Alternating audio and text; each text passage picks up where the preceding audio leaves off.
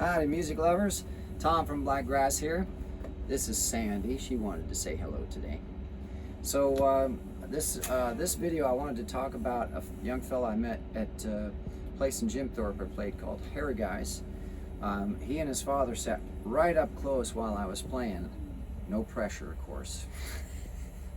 And he was watching what I was doing really closely on guitar, so I found out later that he's playing guitar and learning more all the time. He's always looking for stuff to, tips or tricks to pick up, and I thought it might be fun to kind of do a guitar and gab video about basically what I would tell someone like him. His name was Asher, so howdy Asher, and Tim was his dad, one of the owners of Hairy Guys, Tim and Tom, which is kind of easy to remember since my name is Tom. That was an amazing night, really cool place, wonderful, can't wait to go back there and play again sometime.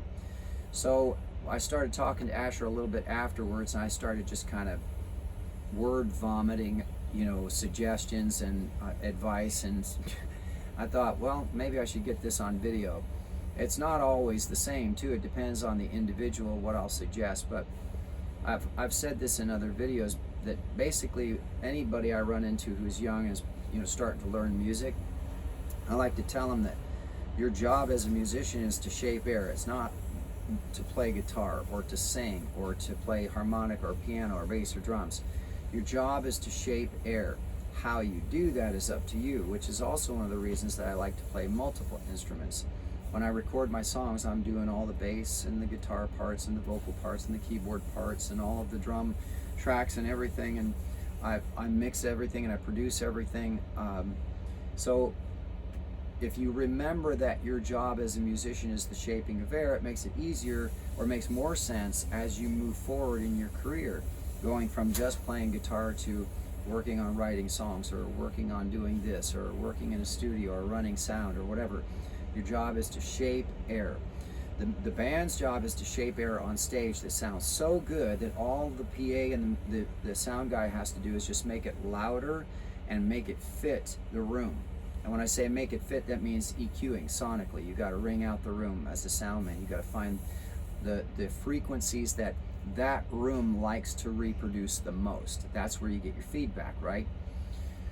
So if you keep that in mind, everything else starts to make sense, and it's much easier to think about.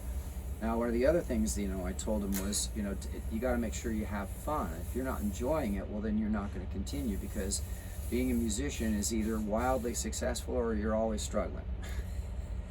And the reason that you struggle for so long is just because you love it and you can't help it. But also, I have always told students, when I used to teach back in Cherry Hill, I used to tell them the first thing you should do is learn the rules of music. Learn sheet music, and if you want to read it, great. If you can sight read, that's great. You don't have to sight read, but at least be familiar with it. But learn the rules of the scales and theory and like that, only so that later you can break them. You should break those rules and experiment with sound, and experiment with what you are, who you are, and what your voice is.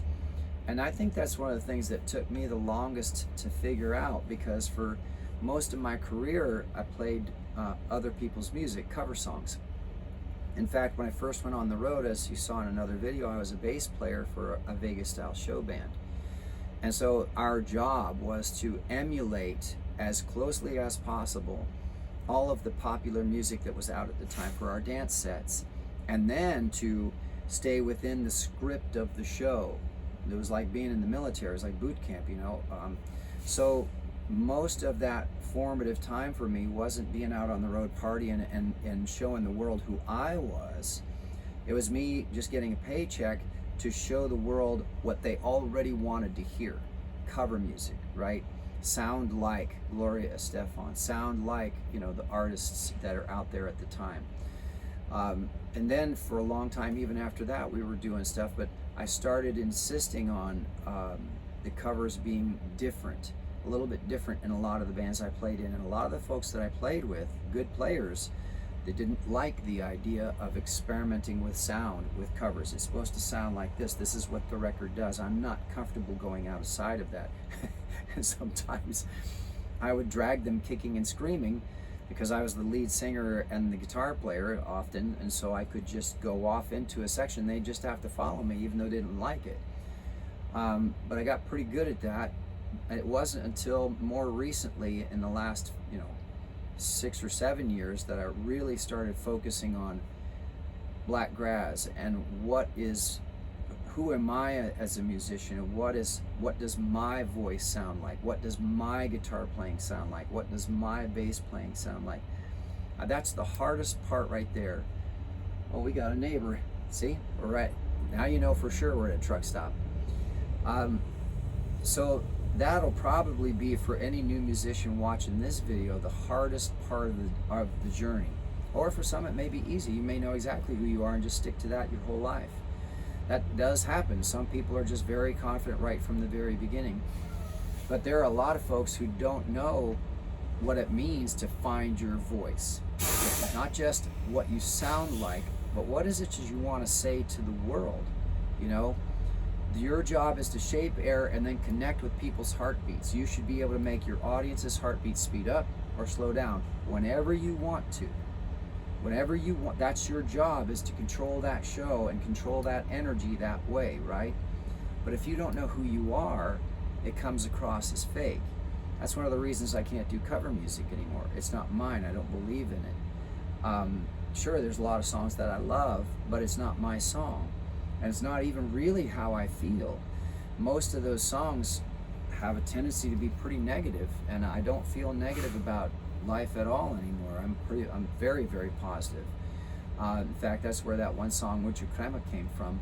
My friends on the West Coast, Emma and Luce, they used to make fun of me. Nobody's that happy, Tom. Mucha Crema en los tacos. Settle down.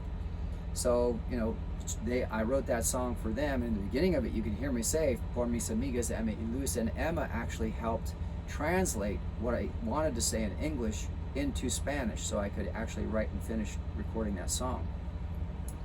But that was my voice. That was me saying what I wanted to the world. So now that you kind of have the secret of, as a budding musician or whatever it is that you're doing, budding anything for that matter, you got to find the root of what your job really is. And this applies to any job, digging ditches or making door-to-door sales or anything.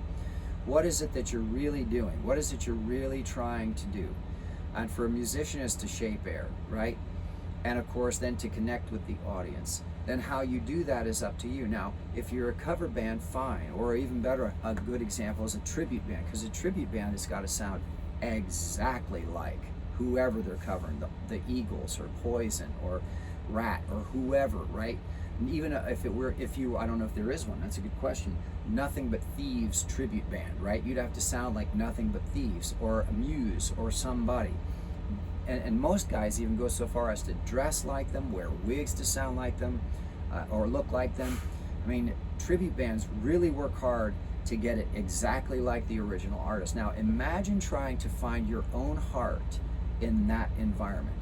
That's near impossible. It's being beat out of you. No, you're supposed to sound like David Bowie. You're supposed to sound like Jimi Hendrix. No, you're supposed to sound like Stevie Ray Vaughan. You must do it this way. Crosby, Stills, Nash Young did it this way. They played these guitars. You got to use these strings. You got to use this amp. That's what it's supposed to sound like, right? You can't ever find yourself in that environment. Sure, you can go and make some okay money doing it. Some people even make really good money if they're really good at it, but they never go past that ceiling, right? It's only the actual artists who go way past the ceiling. And in the disparity between a tribute band ceiling and an original artist ceiling is extraordinarily large. We're talking mechanicals and residuals and royalties that come in for the rest of your life. In fact, one tribute band that I was in that played Eagles a long time ago used to tell this story on stage. They got to play a show with the fella who wrote the song Peaceful Easy Feeling. They got to play with the actual artist, not the member of the Eagles, or it's not the Eagles, not a member of Eagles. It was the songwriter. Ah, you didn't know that, huh? They didn't write that song. He actually wrote that song and sold it to them, but got mechanicals, and still gets mechanicals and royalties from that because he wrote it and worked out that deal. When they asked him how much he'd made from that song, he said, I stopped counting after $7 million. And that was 20 some years ago, maybe even 30 years ago. What do you think it's at now?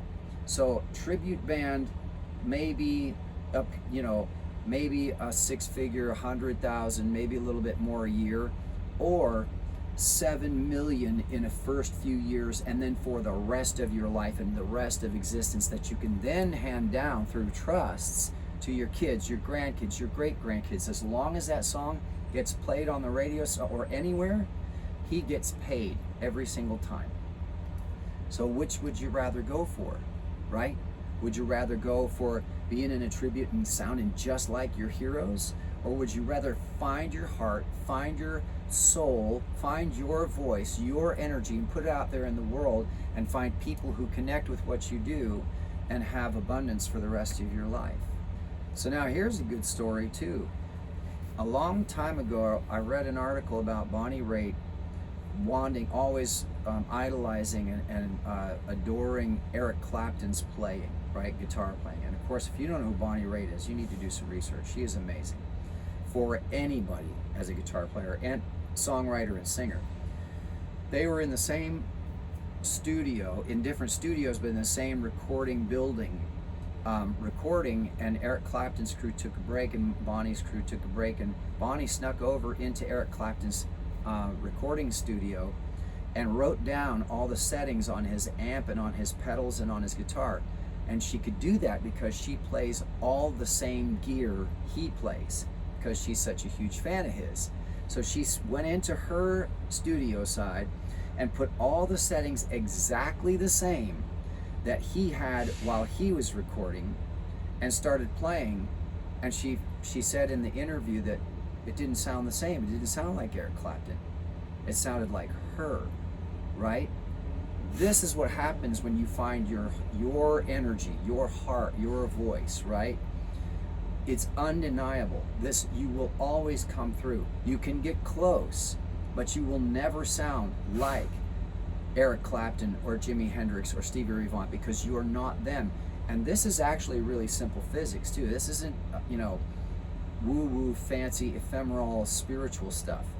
The way you hit the strings, the way you strike the strings, the way you turn the pick, the way you use. You know, another good story is the lead guitar player for Queen, Brian May. He uses a 10-pence coin, I think it is, because he likes the sound of the scratch of the coin against the string before it actually rings the note.